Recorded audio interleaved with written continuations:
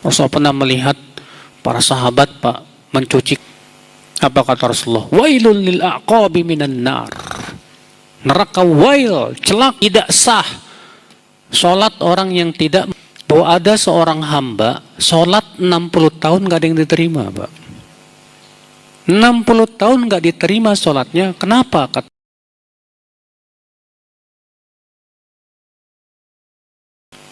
Faedah selanjutnya akhul Islam. Hadis ini menunjukkan makna menjaga sholat 5 waktu, yaitu menjaga wudhunya, rukuknya, sujudnya, dan waktu-waktunya. Karena Nabi mengatakan man hafadha ala salawatil khams ala wudhu'ihinna wa ruku'ihinna wa sujudihinna wa mawaqitihinna. Siapa yang menjaga sholat 5 waktu, itu menjaga apa? Wudhunya. Bagaimana menjaga wudhu? Yaitu jangan sampai ada anggota wudhu yang tidak terkena siraman air wudhu. Karena Rasulullah pernah ya melihat ada seorang laki-laki sedang sholat Pak. Rupanya di kakinya itu ada sebesar dirham yang tidak terkena apa? Air. Maka Rasulullah menyuruh dia mengulangi wudhu dan sholatnya. Gak sah. Rasulullah pernah melihat para sahabat Pak mencuci kaki itu cuma bagian depannya doang, sementara tumitnya gak kena. Apa kata Rasulullah? Wailul lil aqabi minan nar. Neraka wail, celaka bagi tumit-tumit dari api neraka itu. Iya. Berarti ketika kita wudhu itu Pak, hati-hati, jangan asal. Rukuknya dijaga, demikian pula sujudnya. Bagaimana? Itu benar-benar tumakninah dan ya punggungnya itu lurus Pak. Karena Nabi mengatakan la yujzi salat la tujzi salatu man la yuqimu sulbahu fi ruku' was sujud. Tidak sah sholat orang yang tidak meluruskan punggungnya saat ruku dan sujud. Ada orang ketika ruku belum lurus sudah sami Allahu liman hamidah. Saking cepatnya Pak. Iya, seperti yang kita saksikan itu Pak. Kalau di bulan Ramadan suka muncul tuh Pak, sholat tarawih tercepat di dunia itu Pak. Antum melihat rukuknya itu enggak lurus Pak. Allahu Akbar, Allahu Akbar. Kayak apa? Ayam matuk gitu Pak. Subhanallah. Nabi mengabarkan ya bahwa ada seorang hamba sholat 60 tahun gak ada yang diterima Pak. 60 tahun gak diterima sholatnya. Kenapa? Apa kata Rasulullah? Yutimmu ruku'aha wala yutimmu sujudaha. Dia sempurnakan rukuknya, tapi dia tidak sempurnakan apa? Sujudnya. Dia sempurnakan sujudnya, tapi dia tidak sempurnakan apa? Rukuknya. Artinya dia tidak tumakninah.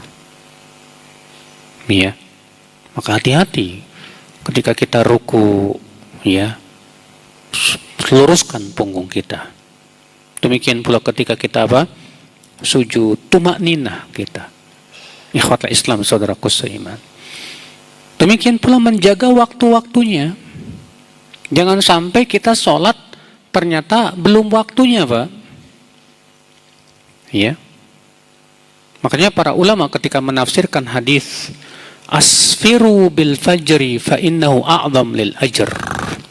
Asfiru, berterang-teranglah dengan sholat subuh. Sebagian ulama menafsirkan apa? Maksudnya ya, tunggu sampai benar-benar yakin subuh betul-betul telah apa? Ya, muncul. Sampai betul-betul terlihat fajar itu apa? Terang. Pada waktu itu hendaklah ia baru sholat subuh. supaya jangan sampai ternyata dia sholat sebelum waktunya. Akibatnya apa? Akibatnya nggak sah Pak sholat kita kalau kita melakukan sholat belum waktunya.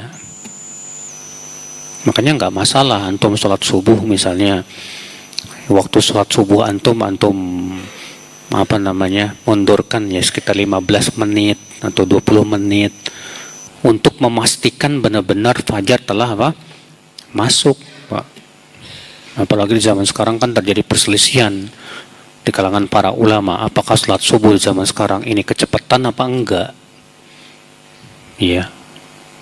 Maka adanya perselisihan saja menimbulkan keraguan setidaknya di hati kita. Maka ya yang lebih bagus ya kita pastikan, gak apa-apa, kita tunggu benar-benar supaya waktu subuh benar-benar masuk, yakin. Iya. Ikhwata Islam, saudaraku seiman. Hadis ini kita ambil faedah selanjutnya, akhul Islam, saudaraku seiman.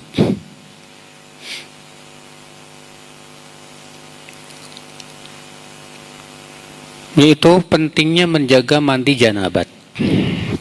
Dan bahwasanya itu termasuk amanah yang harus dijaga. Karena Nabi menyebutkan di situ tentang menjaga amanah, dan ketika ditanya apa yang dimaksud dengan menjaga amanah, kata Rasulullah mandi janabat. Mandi apa? Junub. Dan mandi junub itu Pak, alhamdulillah telah dijelaskan oleh Rasulullah SAW. Iya, tata caranya. Yang jelas yang wajib adalah seluruh tubuh kita terkena air.